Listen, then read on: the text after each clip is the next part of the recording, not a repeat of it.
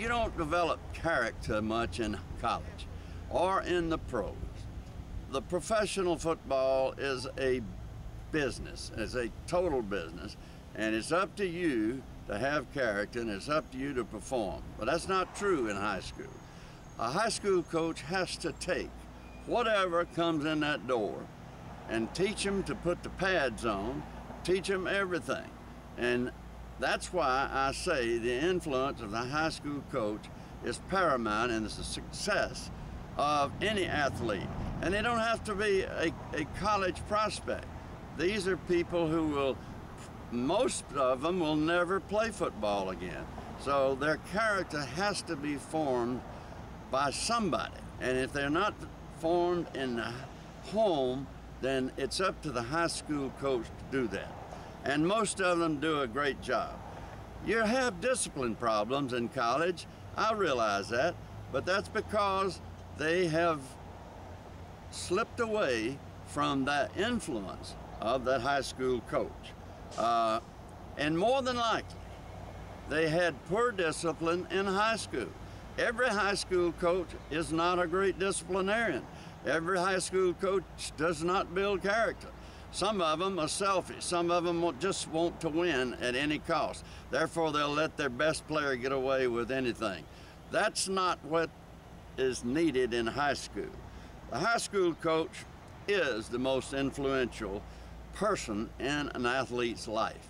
And you can ask them all the way through the pros and they'll tell you the same thing. Now, I have studied this for many years. I coached high school football for 10 years, 4 years as a head coach, and I've learned that you have to treat everybody different, but with the same rules.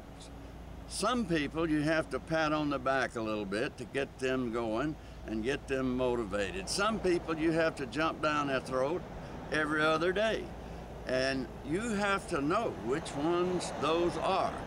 And they will never forget the way you treated them in high school.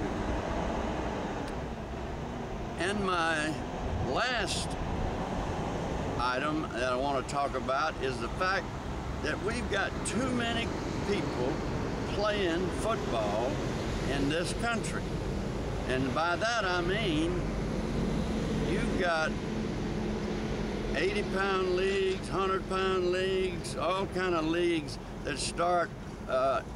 Kids are playing organized football at 5 years old. That was never meant to be. It is foolish and crazy from an emotional standpoint and a physical standpoint to have any player playing an organized football until, as far as I'm concerned, any kind of organized athletics, until the middle school. If it's a middle school system, that would be the 6th grade. If it is a junior high school system, that would be the 7th grade. I do not believe that any kid should play an organized sport until that time. There's several reasons for that. Physically, they're not ready for it. Mentally, they're not ready for it. Emotionally, they're not ready for it. And there are coaches that are just not trained to coach these kids, and they will ruin more players than they will help. Now, your great players are going to survive, but I'm not concerned about the great players. They're going to be there anyway. I'm talking about the average players who will get a chance to play junior high ball, middle school ball, or high school ball and never get a chance to go to college or the pros. That is my interest, and I want you to think about that until next week when we come back to you with the sports page. I'm Coach Ed Jones, and I'll see you next week.